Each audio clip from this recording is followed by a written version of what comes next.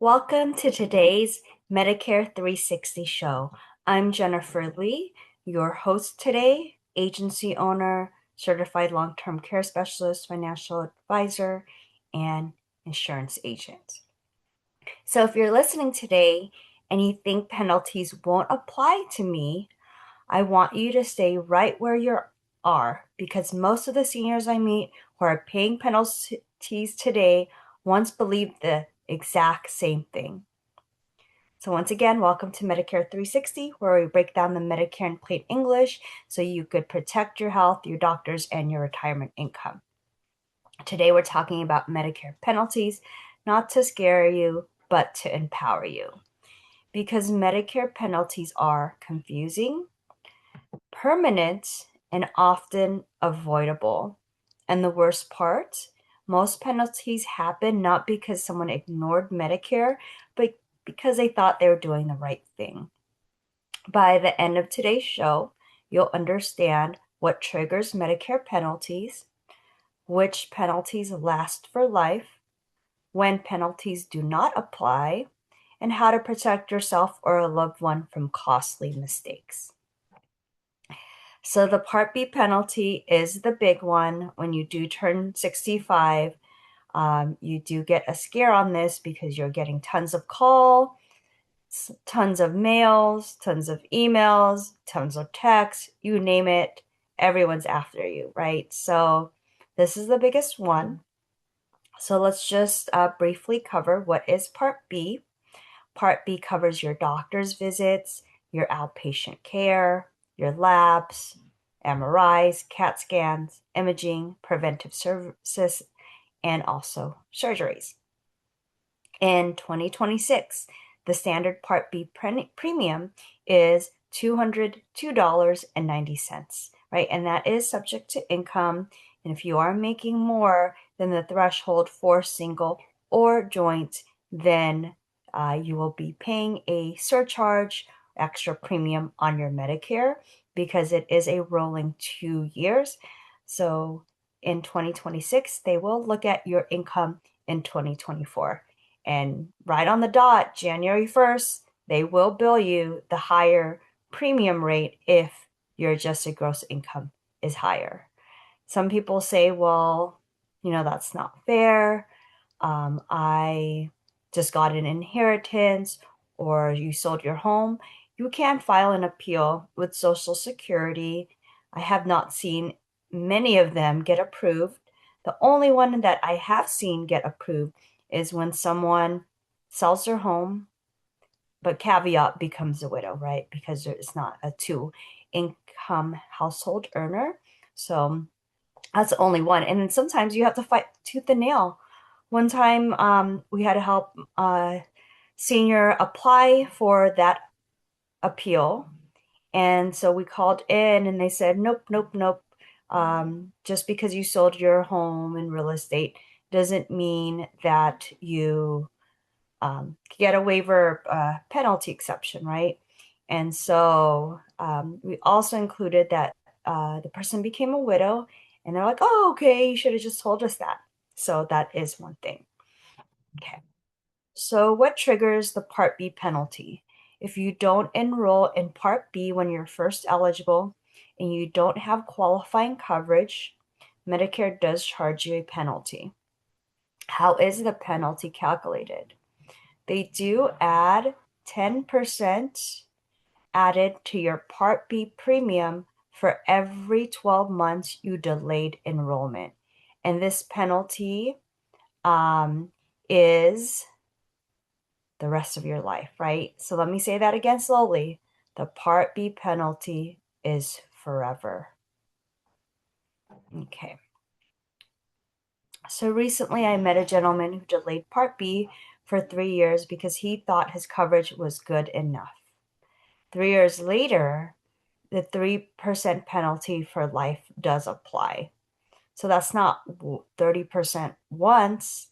That's not 30% every month. That's every year as long as you are on Medicare. So let me break down that for you. So what does that really mean, right, in dollars? So In 2026, the Part B premium is 202.90. Let's just take those numbers. Of course, like I mentioned, if you are making more, then you will get charged more, right? So let's do 202.90 times that 0.3%. So that's $60.87 per month. Whew. Okay, so $67.87 per month, 202.90. Okay, so that's $263.77 per month, okay, times 12.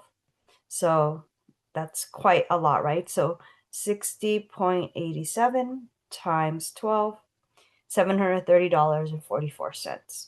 And keep in mind, I have really not seen Part B premiums decrease. So they have increased every single year, most of the time, right? COVID, they did a slightly decrease on that. But imagine this penalty does increase over time as well. So you're kind of getting double dinged. It's not exact amount every single year. I mean, the premium, the Part B premium changes.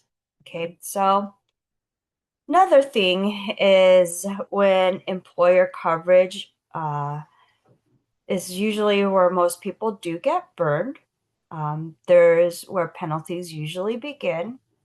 So I'm working, so I don't need Part B. So that's not always true, right? To delay Part B without penalty, your employer coverage must be from active employment, okay? From an employer with 20 or more employees. If your employer has fewer than 20 employees, Medicare expects you to enroll in Part B at 65. So that's the biggest thing. I had a couple and they the husband did retire, and the company that he was with um offered them to stay on their plan, and it was free. Okay, so it was free. So we talked it over and I said, yes, you won't be penalized just as long as it is credible coverage. So at that point, you need to ask if it's credible coverage and you're active, right? At this point, they didn't really want to spend the Part B premium amount times two. So they elected to be like, Jennifer, we're just going to wait it out. Um, the employer is going to just sign off on the paperwork or whatever on that portion. But remember, it was active employment. So there's this form called LS 564. That's where the employer puts down when you work for that company and when you had the coverage, right? So this company put like, 2 years prior. So that client had 2 years of penalty. And then to top it off, the wife also got 2 years in penalty. So it is tough to swallow. Do you just forego something that's free and it's offered and it's way more cheaper, or do you just elect to take that off and go on Medicare? I mean, personal choice, but if you do the calculations, is the money you are saving worth the penalty for lifetime? So we could always run those numbers if you need that help on there. Okay. Just remember, you have to be an active employee and you have to have 20 or more employees. Okay. So myth two is my spouse plan covers me. Okay. So this is a big math. This is what I just talked about, right? So only counts if your spouse is actively working and the employer has 20 plus employees. So this does not cover if you're on COBRA, you're on retiree coverage, you're on marketplace plans like ACA or slash Obamacare, or in California called Covered California, or you're an indemnity plan. So much to grapple there. I mean, you think it's easy. I did have a lady who did talk to me about what happened to her, and her situation was she called Medicare, and they they told her the wrong information, right? So what happened was she called in. She says, I have Cobra right now. I'd like to stay on Cobra for another year. Does Cobra qualify for credible coverage? And Medicare actually told her yes, which I'm telling you, right? Cobra is not qualified. So a year later, when she goes applies for Medicare, she gets that late enrollment, the penalty applied, and there's really no appeals allowed on that, right? But for her situation, because Medicare gave her the wrong information, she was able to appeal it. But it took her 1 year of aggravation of calling her the government, like she went up the ranks, wrote many letters, called the governmental offices. They finally removed that penalty. But why? Because the call was recorded and the rep was wrong. So that is also a big one. The rep was wrong. I know you're supposed to trust, right? We're supposed to call and get a valid answer, but just keep in mind some of these workers, they're fairly new. They don't care, right? They don't care. I mean, they're they're not advisors, they're order takers, and I don't know why that person told her that, but it is unfair. But thankfully, she did get that appeal over aggravation. But what's to say, like, maybe someone like me, it's just like, forget it. I don't want to go through that aggravation like to do this and just get that 10% penalty for life. Just to keep that in mind. Okay, so let us go to part D, penalty. So if you go, okay, not if you go, part D covers prescription drugs. You must have credible drug coverage when you first are eligible. Okay, so what triggers the Part B penalty? If you go 63 days longer without credible drug coverage, okay? So technically make it 60. So you just have 2 months, okay? 2 months, because remember, plans are always effective the first of the month. You can't go the first, second, fifth, 10th, mid-month, end of month, right? It's always effective the first of the month. So just remember you have two months. Okay. So how is the penalty calculated? It's 1% of the national base premium for every month you were uncovered, okay? So imagine you being penalized for Part B penalty. Now you're going to be penalized Part D, and it's like 1% for every single month, okay? It's added to your Part D premium, and it's for life.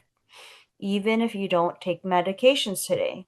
Many clients tell me, Jennifer, I don't take any medications. I am healthy. Well, please just get a very cheap drug plan. Some of them are at little cost or zero, and just not have a penalty. Okay. So, those that I have met that need drugs. So I do meet clients maybe like a little bit older that Medicare maybe wasn't just so distributed with knowledge like today's day and age, where you just get tons of everything and information is just abundant, right? That they just don't know. So in regards to the drugs, this person, he had a stroke, and he had to get on some expensive medication.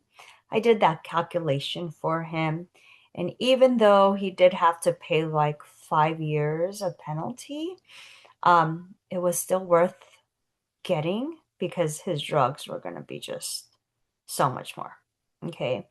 So another example is I've seen is like, what if you're diagnosed with diabetes and you need insulin, right? And insulin could get quite expensive, but on these Part D plans, remember there's the program for that where insulin should be $35. So keep that in mind too. So just remember, Medicare doesn't care why you didn't enroll, only that you didn't, right? So they are trying to get you, unfortunately. So that's why we're here to help you with that. Okay. So another one that surprises people are what are Medicare work credits, right? To receive your Medicare Part Premium, Part A free, right? You do have to work 40 work credits, roughly 10 years of work paying Medicare taxes, okay? So what happens if you don't have enough credits? You may have to pay for Part A, which could get costly. No one wants to pay for something they could get for free. Delay the enrollment, right, till you get your work credits, or enroll and pay a premium to avoid the penalties, okay? So just remember, you can use your spouse's credits too, but your spouse has to be at least 62. So if you meet people that they're 65 this year and their wife's 60 years old, so they have to wait 2 more years for that. So if you qualify for Premium Part A, Premium Free Part A, you should enroll at 65, even if you're still working because there is no penalty and it doesn't interfere with employer coverage in most cases. Okay. The most cases I would say is if you are contributing to an HSA account, please do not get Part A because while it's not a penalty, there's some tax consequences that you have to revise, and that's just a lot of work and a lot of mess that my clients have told me to tell everyone, it's just too much. So definitely figure that out. So if you don't qualify, this is where professional guidance is critical. You may delay your Part A. You may need to work longer or coordinate with your spouse's work history. So like I mentioned that, please, sometimes when you do call in, they'll be like, hey, you have to pay, right? I don't know if they don't, why don't they ask if you have a spouse or have not remarried and ex-spouse worked 10 or more years? Okay, so remember, got to advocate for yourself too, because some of these employees do not know. They're fairly new, right? They don't care. They just don't want to go above and beyond for you. Okay, so wrong move equals penalties or gaps. So when penalties do not apply, this is when you do not have to do anything, because if you have credible employer coverage, that's a typical 20 or more employees, you're good, but you want to ask just to be on the safe side if you want. From active employment with proper documentation, that's the L564, where you do have to get that filled out with the right information when you retire or you leave that company or just quit or you don't get that credible coverage. Okay. Dates are very important on this because who's going to care more? You, right? So large companies I've seen have gotten the wrong dates. Okay. And then sometimes Social Security says, oh, we never received your form. And it's like you faxed it 5 times. But I do have a situation like that right now where had to resend it and it's still in limbo and we needed it effective January 1st. But if you do need help on that, let us know and we could help on that too. So special enrollment periods is called SEPs. When you stop working or lose your employer coverage, you typically have 8 months to enroll in Part B and then 63 days for Part D. Okay, so to me, this is just kind of a nutshell because, okay, if you have 8 months to enroll in Part B and then 63 days for Part D, it doesn't make sense because you can't get Part D without Part B. Like,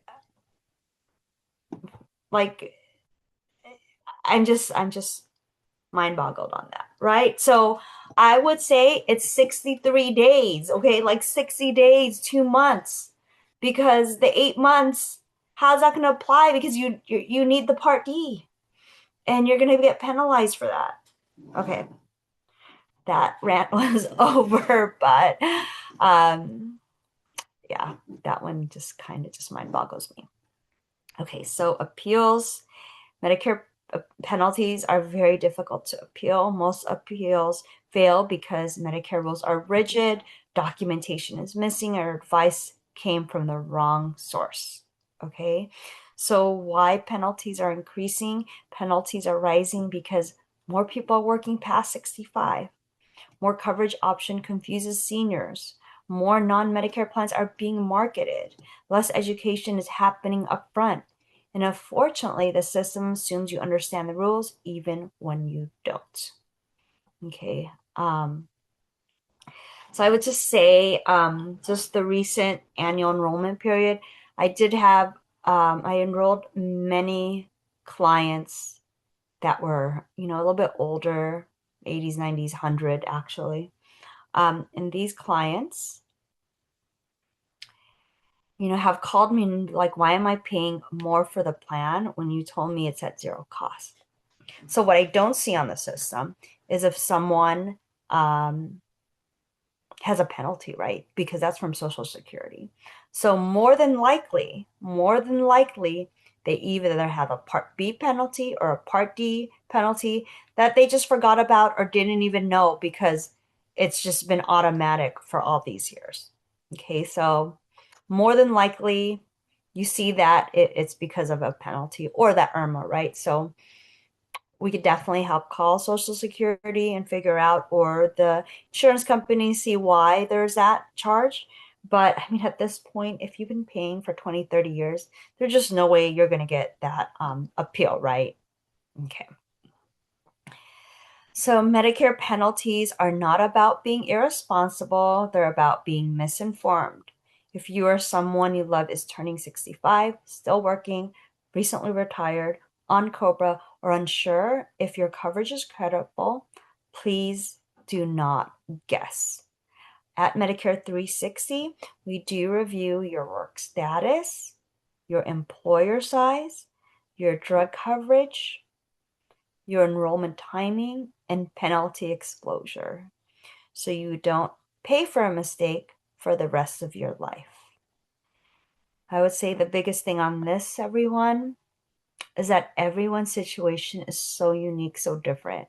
And I love these cases. I love them. Not that they're, I mean, yeah, they are complicated, right? I guess I do like the feeling of solving people's complicated situations and problems because it gets me thinking, gets my mind all worked up because it's just a puzzle and we gotta fit everything together, right? So, this lights me up, guys. Medicare lights me up, and I'm truly blessed and thankful for helping seniors every single day with this. I love it. And also helping agents. I do mentor and train agents on this as well. So thank you for spending this time with me. This is Medicare 360, clarity, confidence, and protection for your Medicare journey. Till next time, you have a wonderful day.